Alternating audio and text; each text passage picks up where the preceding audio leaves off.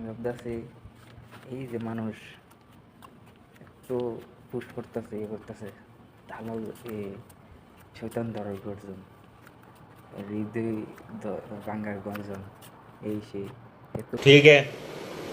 Post.